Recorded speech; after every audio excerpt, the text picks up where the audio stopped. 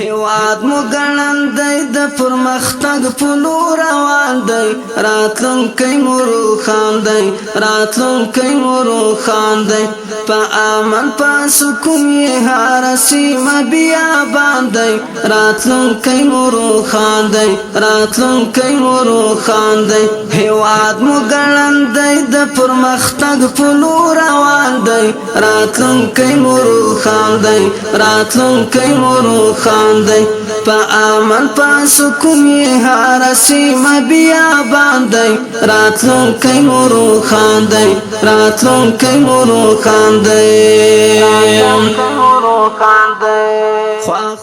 درنو لیدونکو سلامونه می اومنئ. کونړ ولایت د مسلکي زده کړو امریت په هڅو په بهر کې میشت یو شمېر خواخوږو افغانانو د سرکانو ولسوالۍ د کرنې مسلکي انسټیټیوټ سره د 3 کیلو واټه په ظرفیت د لمریزې برېښنا د جوړولو مرسته وکړه.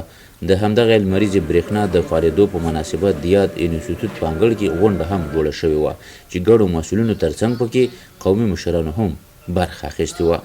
د سرکانو کرنې مسلکي انسټیټیوټ زده کوونکي وایي د برېښنا په فعالېدو یې د زده کړو په بهیر کې د پام وړ ښه والی رامنځته شو.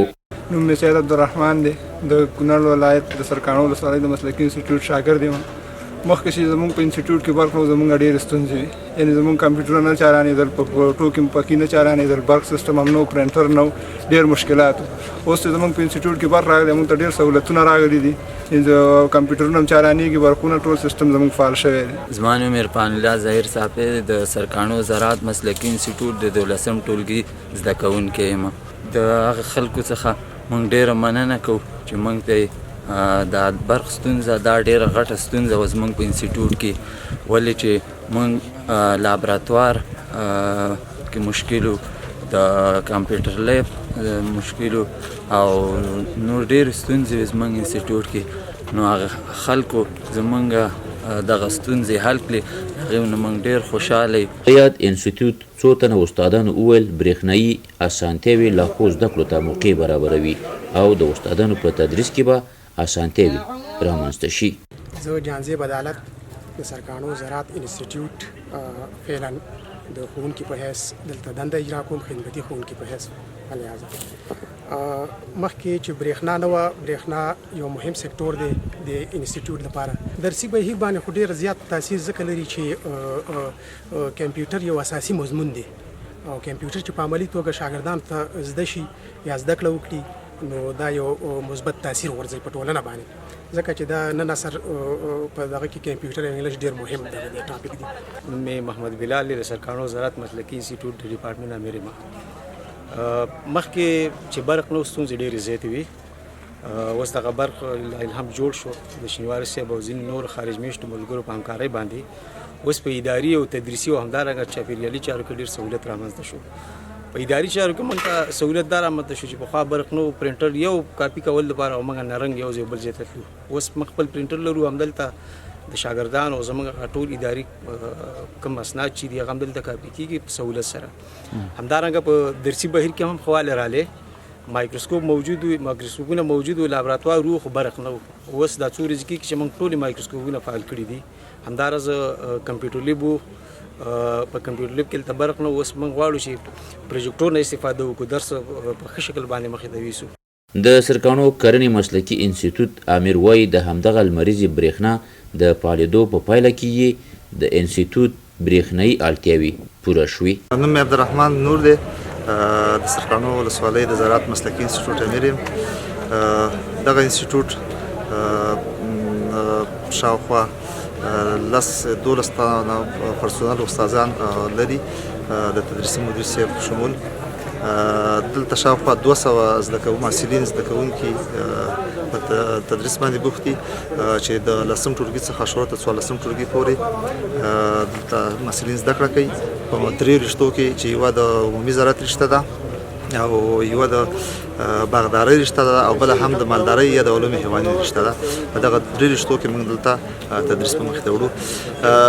دغه انسټیټیوټ شاوخوا په 9 کال کې 12 کاله مخکې تاسیس شوی دی او البته اول لیسه تاسیس شوه په 9 کې به انسټیټیوټ تاسیس شوی دی.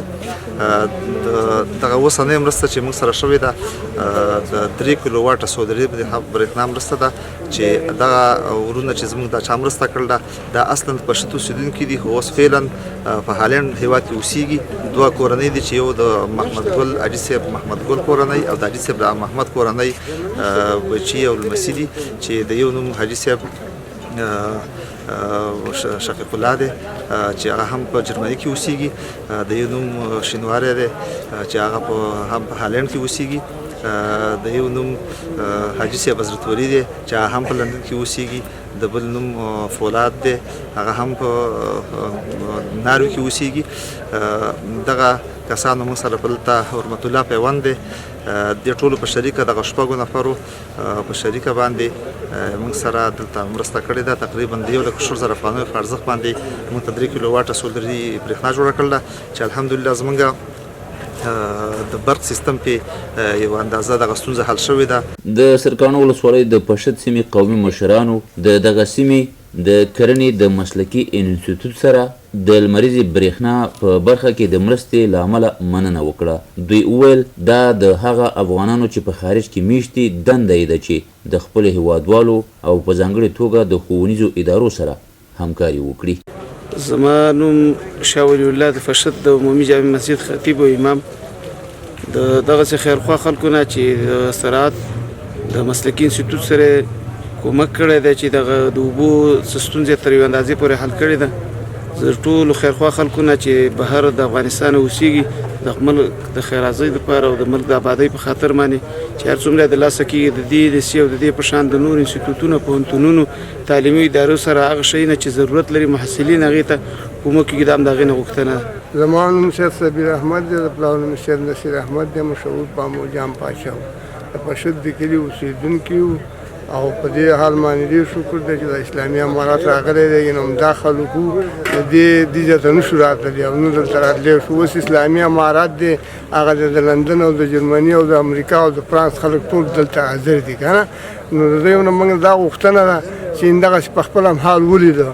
دغسې مکاتب دي دا مدرسې دي دا مسلکي زده کړو دغه دي چې د دې سره پوره کومکونه وکړي. موږ څه پیسې نشته بې پیسو خلک یو او دوی سره دغه دي بې ځایه دې نه لګوي او همدا یې وطن دی همدا یې بچي دي او همدا ملک ته خدمت کول پکار دي چې دا ملک آباد کړي او د دې ملک دپاره خدمت وکړي او د دې بچو دپاره یو مستقبل جوړ شي. کونړ ولایت مقام د دفتر رئیس حق پرست او سرکانو ولسوال امین الله شهاب له یاد انسټیټیوټ سره د لمریزې برېښنا د جوړولو مرستې قدرداني وکړه. نو دغه ټول ولس دا ټول خلک شاهدان دي لکه دغه اوس د موږ تاسې یو ملګري او د موږ تاسې یو خواږو مزن وطندار چې له بهر راغلی دي او دغو انسټیټیوټ لپاره د شمسیانې اخیستې دي سولرانې اخیستې دي او زمینه د خدمت ورته برابر کړي دي. نو دې ته اظهر من الشمس ده چې ټول دنیا ته معلوم ده چې دغه جایدادونه لري دلته هم لري خارج کې هم لري هېڅ مشکل ورته نشته. همدارنګه نور هېوادوال چې بهر کې دي ټولو ته اطمینان درکوو او موږ دغه غوښتنه ورڅخه کوو چې راسي خپل کور ته دې راسي خپل کلي ته دې راسي خپل وطن ته دې راسي او د دې د خدمت وکړي خپل کور خپل وطن خپل ولس آباده کړي. نو انشاءالله زمینه د خدمت ورته برابر ده. څرنګه چې دا نن غونډه دایره شوې وه چې دلته یو څو ورونه د پشد اوسېدونکي ورونه دي د زراعت مسلکي انسټیټیوټ سره مرسته کړې وه چې دا یو 3 کیلو واټه یو سولري برقي سیستم ولله برابر کړی و. نو الحمدلله په دې باندې ډېر ویاړ او فخر کوو موږ په دغه ورونو باندې چې افغانان دي او د هېواد سره د هېواد د بچو سره د هېواد د تعلیمي مرکزونو سره دغه کوي همکاري کوي. نور نو غوښتنه دا کوو چې دغه ورونو په شان د اتلان ځان نه جوړ کړي او د ورونو د هېوادوالو سره د تعلیم په بخش کې د باسازۍ په بخش کې همکاري او کومکونه وکړي. لکه څنګه چې محترم شینواری صاحب په خپل وینا کې وویله چې نور لوزونه وکړل دغه د لیسې سره د انسټیټیوټ سره نو دغسې نور نو انشاءالله ورځ غوښتنه کوو چې خلکو سره همکاري وکړي. په دغه مراسمو کې د اسلامي امارت د فرمانونو د تطبیق او څارنې ادارې رئیس مفتي درویش او د احصایې او معلوماتو ادارې رئیس مولوي عبدالغفار زکي وایي د اسلامي امارت غیږه بهر میشتو افغانانو ته خلاصه ده، ډاډه کولی شي چې د خپل هیواد په رغونه او آبادۍ کې ونډه واخلي. عموم کې د افغانستان د هیواد ډېر غریب او بېوزله دی سره، او په تېر جمهوریت نظام کې داسې پروژې نه دي تطبیق شوي چې هغه د افغانستان لپاره خودکفا شي سره، یا داسې مهمه پروژې چې هغه ټول افغانان هغې ته سترګې واړوي سره. دغه کومې لږې مرستې هم وي، دا موږ ته د افغانستان د ټولو وګړو ته ډېرې ښکاري سره. هغه چې اساسي مرستې وي، یعنې مثلا د دې انسټیټوټ سره چې کوم مرسته شوې ده یو اساسي مرسته ده. هغه مشکلات چې دغه خلک لري په تعلیم په برخه کې سره هغه یو ته حل کړي دي. امید ده چې دغه خلک به په دغه باندې سره ښه کارونه وکړي، مسلکي زده کړې به ورسره وکړي، د افغانستان به سره بیا ورغوي سره.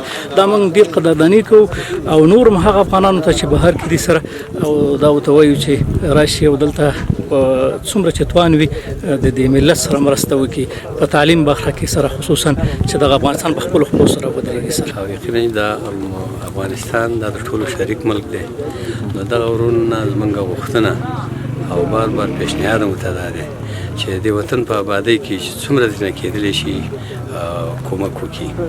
او بعضې داسې کارونه لکه چې د ورور دا کوم ترتیب دغه کړی دی، نو ډېر زیات پرې خوشحاله بلکې یوازې موږ نه د دې علاقې ټول خلک نارینه زنانه دا به ورته دعا کوي.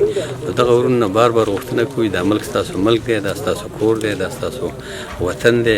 الحمدلله العظیم په دې کې امارت 100% کې د امارت طرف نه اطمینان دی او دوی ته زمینه برابروي چې په هر بخش کې دوی کار کول غواړي، وطن ته خدمت کول غواړي. انشاءالله العزیز چې امارت اسلامي د هغې ښه استقبال کوي، انشاءالله د هغې د امنیت د تامین او د هغې د هر قسمه دغه ذمواري امارت په خپل سر باندې اخلي. له دغه انسټیټوټ سره د لمریزې برېښنا جوړولو مرسته کوونکي شینوارې وایي په وطن د امن څادر غوړېدلی او همدې اړ کړ چې خپل پلرني کلي په شت ته راشي او دلته له ښوونیزو ادارو سره مرستې وکړي. یوازینی عمل د دې دا و چې په وطن کې ارامي راغله او 4.5 لسیزې دا وطن په اور کې سوځېده، جنګونه، او دا جنګونه نور لاړ ختم شو، امنیت راغی وطن کې. نو یوازینی چې تاسو پوښتنه وکړه چې یوازینی عوامل د دې دا و چې ریښې امنیت راغی، او امنیت د هر چا خوښیږي، د هر وطن چې ملک ارامي، هیڅوک د خپل وطن نه نه څښتي او په ارامه فضا کې غواړي چې ژوند وکړي. نو زما دا احساس ما سره د مخکې نه ژوندی و، ولې د یو لړ مشکلاتو په اساس ما ونه شو کولی په تېرو کلونو کې. زه به راتلم په تېرو کلونو کې، یوه شپه یا 2 شپې به مې کابل کې کولې او بیرته به زه تلمه دوبۍ له، د ناامنۍ په خاطر، د بل شي په خاطر، د بل شي په خاطر.